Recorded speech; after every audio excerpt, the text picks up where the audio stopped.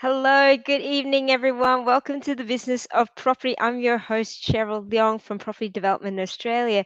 And I'm sorry we had a bit of tech hiccup just before joining. So, in any case, we are here, and I hope there's a few of you that have been waiting around patiently. I appreciate that. So, the business of property, every week we interview superstar guests in the property development space that share their expertise, their deals, and their stories to help empower, build, and grow our community of property developers. So, hello, Facebook land, LinkedIn, YouTube land. Give me a shout out if you're here with us today in the comments below. So, we have with us today on the business of property a geophysicist, surveying engineer turned property developer, and founder of Trick Property Group, Remo Stander. And I'm going to before I bring Remo on, this is going to be a really interesting topic because we're going to be talking about residential versus light industrial development and have a little bit of a battle of the world. So, Remo, come on board. Please join us. Good evening. How's it going, Cheryl? Hello. Yeah, really well. Thank you, Remo. We got here. We got here. That's the We main. did. I'm That's the going main to. thing. I'll Or apologize in advance for no, my not a my problem. technical disability. I was going to say, I'm glad we're better at property than we are at tech. Yeah. So thank you, Rafiq, for helping us out with that. So Remo, obviously we want to know a little bit about your background, how you got into the property space, but you didn't always start off in with light industrial.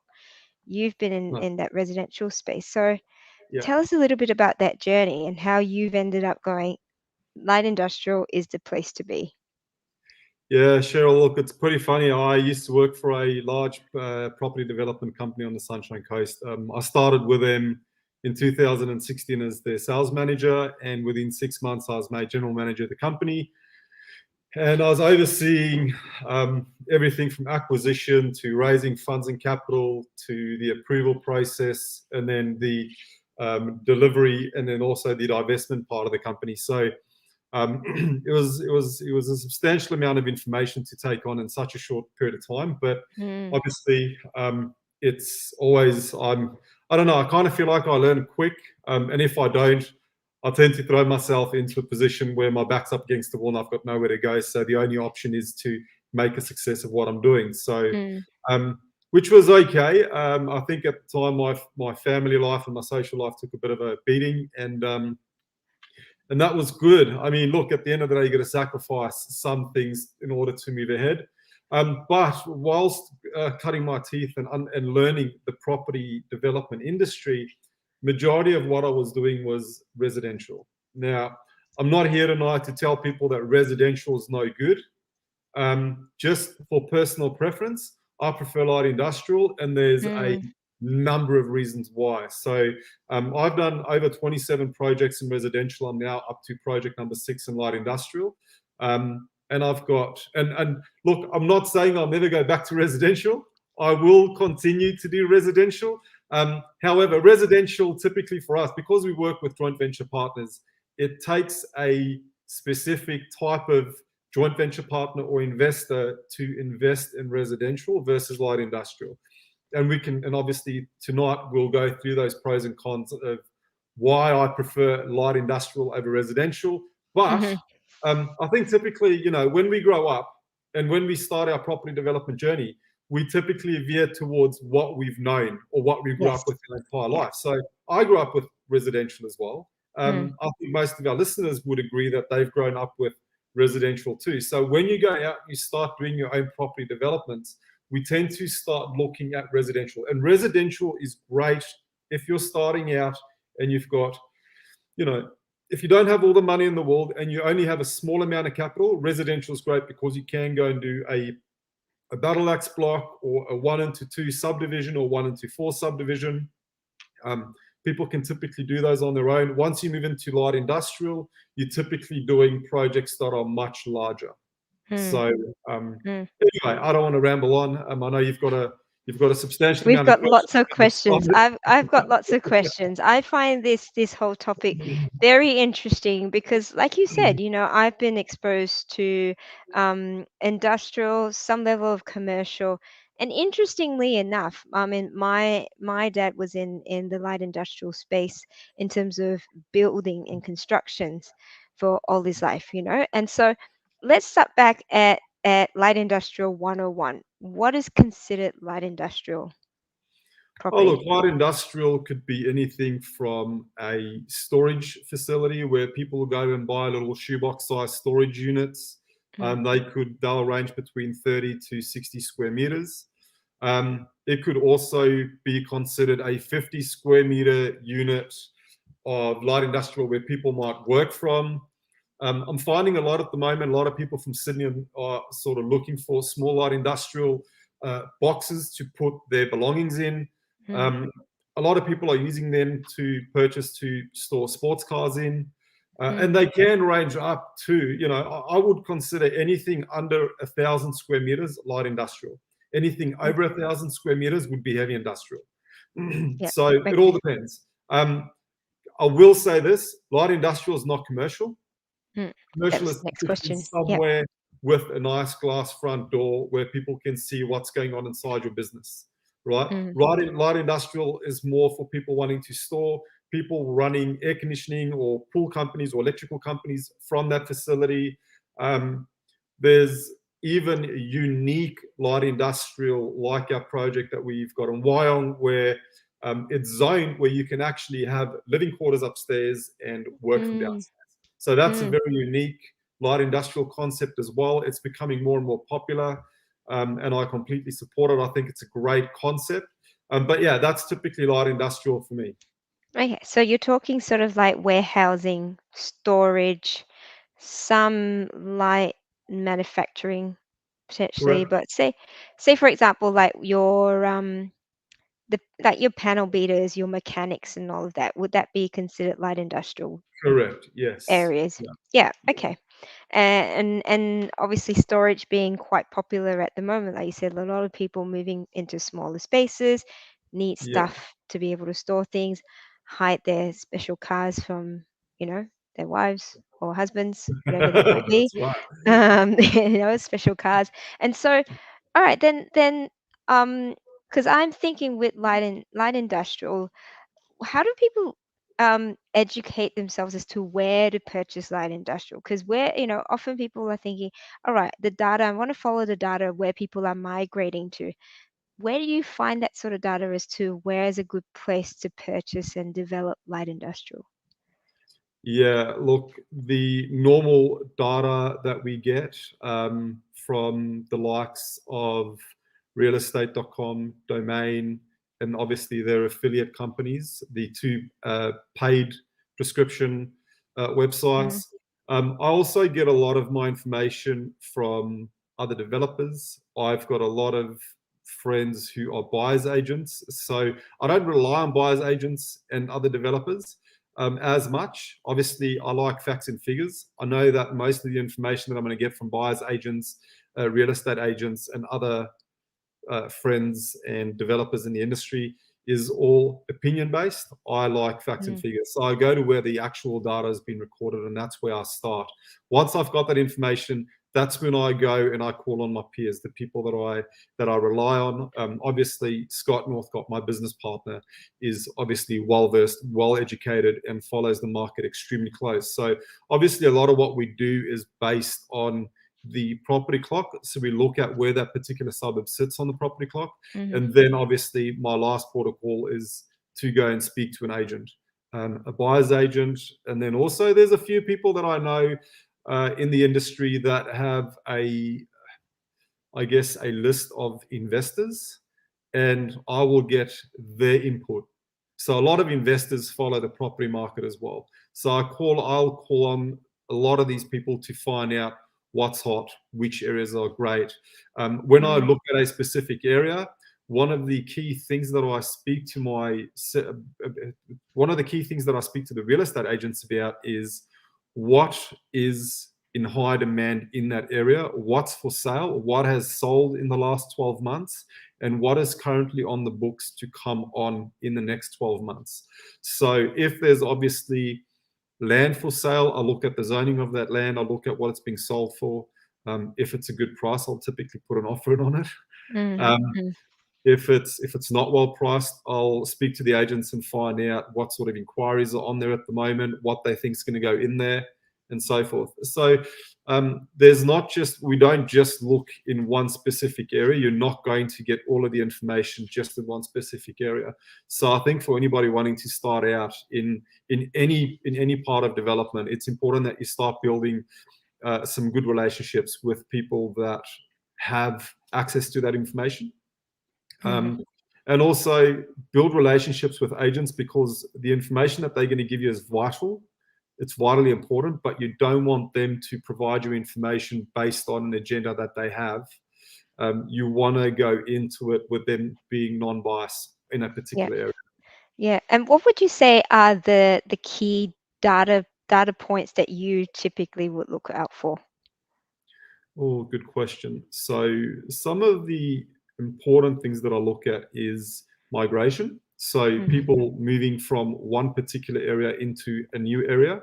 We're seeing a lot of people moving from Sydney up towards into the Central Coast, mhm, Wyong area, Tuggerah, around there. A lot of people are moving up to Newcastle. A lot of people moving up to the Hunter Valley, Nelson Bay, Maitland. So we're seeing this big shift of people just wanting to get out of Sydney, and I can mm, understand why. I think there's a big reason about what's happened over the last 2 years why people are moving out, which is great because it just means that the rest of the northern coast of New South Wales is obviously booming at the moment. So that's one thing I look for. I also look at what sort of what's going in, how much is being spent on infrastructure, looking at infrastructure plans. I also speak to council. I will call council quite often and go, "Hey, I'm just interested on what you guys are working on at the moment." mhm, Um, that's another thing that the other thing that most people don't know is you can go onto council website and there's a lot of public information. So you can see what sort of DAs have been lodged within council over the last 3 to 6 months, and start looking at what sort of developments are coming up, whether it's just roadworks, whether it's road widenings, whether it's other light industrial, whether it's greenfield sites. All of that information is freely available on council. It's public information. That's another place that people should go and have a look at. Um, yeah, so that's typically what I look for. And then obviously mhm. I start looking at what sort of infrastructure is already there. So Yep. to give it like the light industrial unit that I've got in Lisero at the moment, there's a train station literally across the road from us, which is great. Mm, It mm. gives people from Sydney the opportunity to come and buy light industrial in the area. They can hop on the train, jump, and then within 30 minutes, they're at their office where they work from or their manufacturing site. Yeah, So yeah. look at stuff like that as well. So I mean, you talk about migration, and a lot of it's around migration of people, right? But really, what in light industrial, you're catering to businesses that want to rent the space, or individuals that want to rent the space or purchase the space for some level of business, I'm assuming. Correct. Yes. So what do you also look at the types of businesses that are where there's a demand in the area? Is that the sort of level of depth you need to look at for? Because residential, it's like, okay, people are moving into this area, so there's demand for residential property. How do you Correct. Yes. determine what sort of industrial, I guess, if it's Well, look, on yeah. yeah, so unfortunately with that, the only real place to get that type of information is from the agents. The agents are obviously the guys at the forefront of everything that's happening. So I've got to Mm, rely on the information then from the agents. I work with a guy on the Central Coast at the moment, Brad Rogers. He's phenomenal in what he does. He feeds me all the information that I need. In mm, that obviously in particular to our current development that's there. So, and again, this is why I said build relationships with agents so that there's no, there's no agenda behind the information that they're giving you. So yes, I will go to my agents and I'll say what sort of inquiries have you been getting. One of the other things that I do as well, as soon as I buy a site, I put a sign up to say this is what's coming. The agents then start getting inquiries in, and then they can feed back to me and say, hey, I've just spoken to a builder, I've spoken to an mm, electrician or air conditioning guy or a guy looking for a garage, and they're chasing 50, 100, 200 or 500 square meters. In Lisero at the moment, I'm building a 400 square meter shed because one of the inquiries that we had was from two business partners. I'm unsure about what their particular business is, but they want a 400 square meter unit. So we've got a contract on that now. We're building a unit specifically just for them. So Okay. it's Okay. important to Yeah. understand, as soon as you go live with your property, as soon as you've got the property and it's yours exclusively, put some signs up so you can actually start getting inquiries in, and then you can build based on what the public wants, not based on what you think they need. Mm. And so are you building generally to sell or hold or a mix? Right now, we're building to sell. Obviously, it's a seller's market. Mm. We will hold at some stage when that opportunity comes. But again, because of the structure of what we do, we obviously take on joint venture partners to come and partner with us in our projects, and we provide a 50% return on profit back to them. So whatever profits we make on the projects, they get 50% of it, right? So when we make decisions whether we buy and sell or whether we buy and hold, it's a decision that we would have to make as a unit together. It's not something that myself and Scott would make on our own. At the end of the day, we've got a lot of clients' funds in those projects. So we need to make sure that we do what's best for the project, what's best for our clients. So Yeah. Yeah. also, some of our clients do choose to hold stock.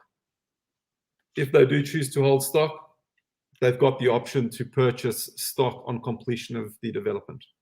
Yeah. Fantastic. And let's talk about the time frame and keeping in mind sort of doing a comparison with residential and light industrial. Time frame for a development application. Fairly similar, or are we talking about quite different? Very good question.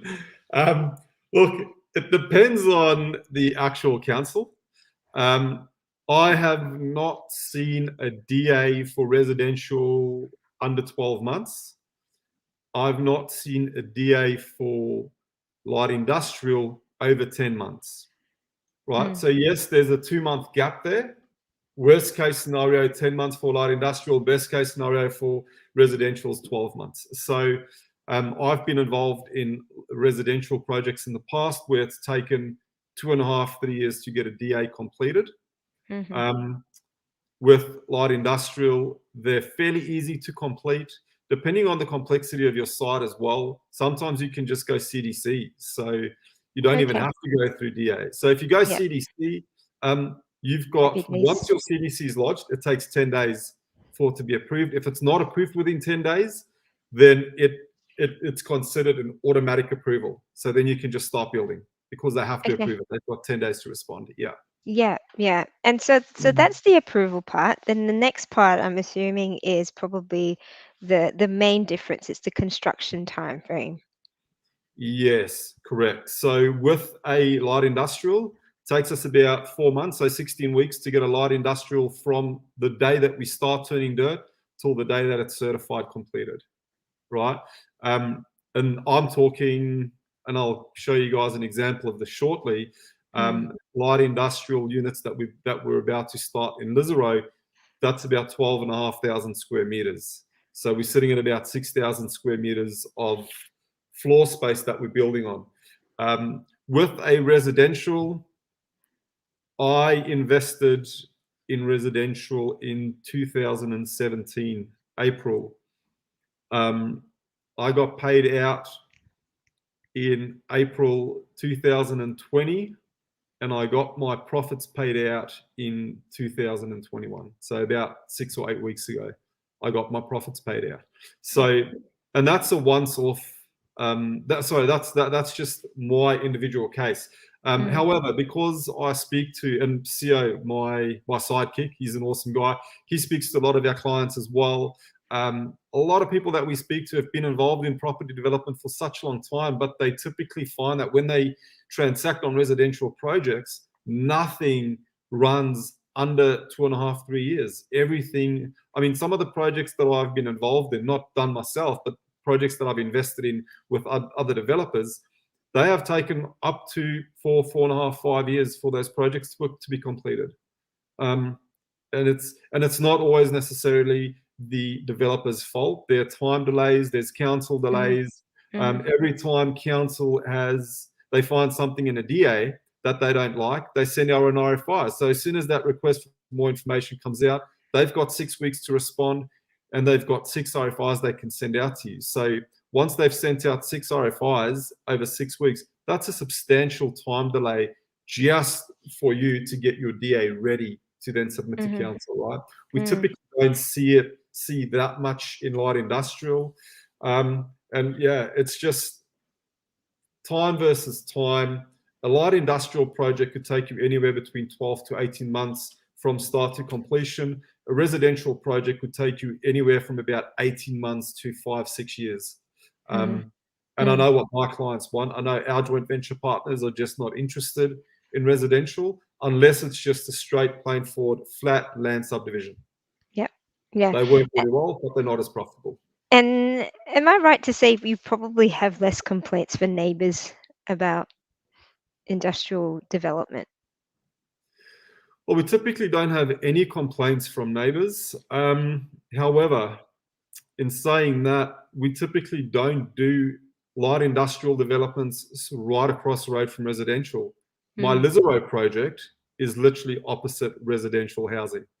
So that's going to be interesting. This will be the first that we've done that's right across the road from residential living. So we'll see what happens there. But look, at the end of the day, I think typically when I go into a development, I go and introduce myself to all of the neighbours. I go and say hello. I give everybody my personal number. And I make friends with them. That way, if they find that something is untoward or there's something they're not happy with, they've got my direct access number. They can give me a call and complain to me. I can sort it out rather than then having to go to council and then us copying a fine from council and then having shutdowns and time, and more delays and so forth. So there's ways to go about it. Yeah. And so if you can walk us through a bit of the construction process and materials, like how can they achieve such a quick construction time frame? So we typically do tilt slab construction. So the slabs are measured out on the builder's site. It's not on our actual site. Everything is sort of put together off-site in a nice big yard. They lay all the concrete, then they pick them up, put them on the back of trucks. They drive them up the street. So they've got to drive about 45 minutes south of where they're constructed at the moment. And then once we get to site, they literally just have to drop them in, tilt them up, put the braces in just to stabilize them, and then we get started. So it's like building a big block of Lego. That's really what it is, and it's fun to watch go up, and it gets done really quick. Yeah, and then that means that, like you said, that's achieved within a few months. You've got buildings up and occupied and pretty much ready, wrapping up that particular project. So let's get into some fun bits, which are the numbers. Right, you've got Yes. something to show us. You've got a feasibility to show us. It'll be really interesting to see what that looks like, and construction costs and so on. So over to you to share your screen. Beautiful. Okay. Anyone have So any questions, please feel free to pop it in the comments and I shall read it out to Remo as well. I'm excited to learn more. awesome. Okay. So I'm a numbers and figures type person. I like facts and figures. I'm not I can crunch numbers all day. So this is at 5 Awaba Street in Lisero. We're paying, we've already paid the deposit and everything else in this, but we're essentially paying $2,650,000 for the site, plus a few, obviously, finder's fees and stuff like that. We've got 12,000 square meters in size. We're utilizing 49% of the site. Is that fairly typical? Yeah, I'd say up to about 52% is what you can typically push that envelope with. Anything above that, I wouldn't even bother. The lower you can come down to 40, the better. You don't want to push the envelope with council because it's easy for them to knock you back. You've got to be very careful about what sort of design and how much floor space you're putting. You also got to remember that if you're putting MES into a unit, you've got to have X amount of car spaces for MES, X amount of car spaces for 100 square meters. And again, it's all council subject to council. So you got to figure out what that council requires in that particular area. So And mezzanine's the second level. Is correct, that yes. correct? Yeah. That's right, yes. So just to show you guys some basic figures on this, we're using 49%, about 6,580. Our cost per square meter for the floor is 1,300 square meters. For We're paying, construction? that's cost per, yeah, that's for construction, yeah. Mm-hmm. So $1,300 a square meter. We're paying $700 a square meter for the construction of the mezz. These figures here are very interesting. Now, I don't have any figures in mezz, so it's zero there. So that figure has no bound on that figure. And I will just point out, I'm going to change some numbers here. Keep in mind that this is the number that we look at, 115% at 50-50 profit share split, right? Equity is what we typically raise on a project, and then the bank that's our bank construction funding. So that's what's that LVR there that you're working off in terms of equity loan? about 60 to 65%. Mm-hmm. Yeah. So if you'll see here, right now we've got sales. So we've got two different size units. Obviously, a larger unit would be sold for a little bit less, and the smaller units sell for a little bit more. The smaller units we're selling at 3,300 Inc GST, okay, and these figures here have a bearing on that amount there. And I'm going to start changing these figures in a sec so you guys can actually see how quickly these figures can change. Mm-hmm. So we're sitting at 3,300 Inc GST for the smaller units, 3,000 for the bigger units. Keep in mind, this is all Inc GST at the moment.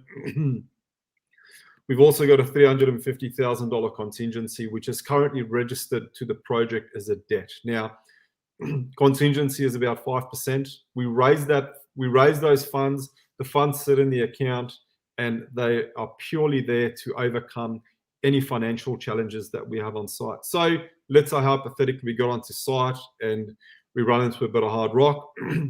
I've got X amount of funds to throw at it to spend some time on site and get someone in to get rid of the hard rock or drill it out or cut it out. I will say this though, we do copious amounts of research due diligence. We do all our geotech and everything up front, so we know what we're in for as soon as the project starts. Okay. Yeah. So we typically don't use contingencies. They're just a fail safe there with money in the account. So if we start running short on funds, I've got funds to access. Yeah. Just to clarify, how many units are we talking about in total? On this unit, on this development, we're looking at about 40 units. 40? Yeah. Yeah. Yeah, correct. Because I noticed as well, that's a fairly chunky marketing budget there. Oh, yeah. So I'm going to run through those figures with you in a minute and just show you. So I just want you to remember, everything that we do is highly conservative. And I'll point this out quick. So 350,000, we obviously bump up all these figures on the left-hand side to make sure that we've got a substantial amount of fat in the project. These figures here as well, the agents on the Central Coast are currently selling for $3,850 a square meter ex GST. All right, so we're $550 $550 less than what they're currently charging. So I'm gonna start populating and messing around with these figures so you guys can see just how conservative we actually are on our figures. I'm going to take out the contingency as well. Obviously, we've got an 11% finance as well over 12 months. That should really be a blended rate of about 6%. It should be for 6 months, not 12 months. So I'm just going to go ahead and start changing some of these figures. And if you keep your eye on that, and this is, Cheryl, this is the reason why I love light industrial. You're not going to be able to change these figures the way that I'm going to do now with a residential project. Residential is pretty much locked in. You can't really sell for that much. Also, you're not working it out at per square meter. You're working it out at a block of land. Mm. Also, with residential, your cost per square meter is not worked out a cost per square meter. You're typically paying around $100,000 for your civils on each block of land, and then you've got to build and. So it's very, very different to these FISOs, and I'd be more than happy to jump on one night and do a residential FISO. It's just they're not my favorite. But if we go in here and we type in, let's bring this over here. If we go 3850, and again, I'm still including GST in this. I'm not excluding GST. The agents are selling for 3850 ex GST. For the smaller units, the larger units are selling for 3500 ex GST. I'm still selling for 3500 in GST. As I said, our blended rate should be about 5% over 6 months. You can see our holding cost on our construction finance has come down substantially. And if I take our contingency out and we don't spend it, we're currently sitting at 214% return on equity. So that means if a client puts in $100,000, they'll get $107,000 back plus their contribution. Now, again, I want you to keep in mind that we are very conservative with these figures. This is why I don't share these type of figures with our clients. But this is the reality of doing a light industrial versus a residential. So Remo, I mean, it's obviously very promising looking at it. Let's talk about the things that, what are the risks and what are the negative things about light industrial that we need to consider as well? Yeah, I'll just stop screen sharing here for a sec. Look, light industrial and residential, I feel, hold the same risks. I kind of feel like light industrial is maybe a little bit less riskier, only in terms of your development timeline is shortened, your cost outlay is shortened. When you go and lease out a light industrial unit, you typically sign a 5-year contract. When you lease out your investment property, you could sign a contract as little as 3 months, depending on what they want. Every time you release in a residential, there's extra marketing costs, there's holding costs.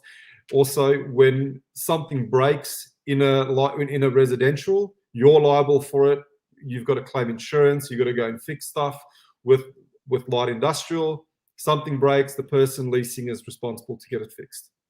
And as I said, we're signing 5-year contracts. So yeah, I'm a huge fan of light industrial, as you can see. The profits are higher, the timelines are shorter. The risk in light industrial comes down to how you're structured. In fact, the risk in anything that you do in development comes down to how you're structured. A lot of people get caveats or they'll just have contracts on a development. That's probably not the right way to go when you're doing a joint venture partnership. And also there's no transparency with a lot of developers.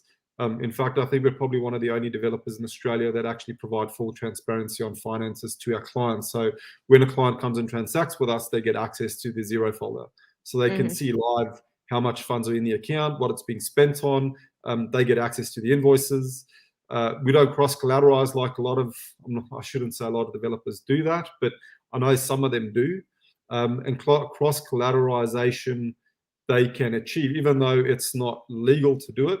They make it legal by just signing it out as a loan, which is it's a conversation for another night. But yeah, look, the risks are if you're going to go into a development, you need to figure out what your financial security is. So are you getting a first and second mortgage security, or are you just signing a joint venture contract, or are you signing a development funding contract? Are you purely getting an interest on your funds? Is it considered a loan? What does that actually look like? When we run our developments with our clients, they get first mortgage security over the land because we purchased the land. in cash, so we've got 100% equity. Once we go for construction funding, the construction loan is actually registered in our name. It's not registered in the client's name, so they've got no exposure to the loan. And yeah, once the construction finance comes into play, the clients go from first mortgage to second mortgage.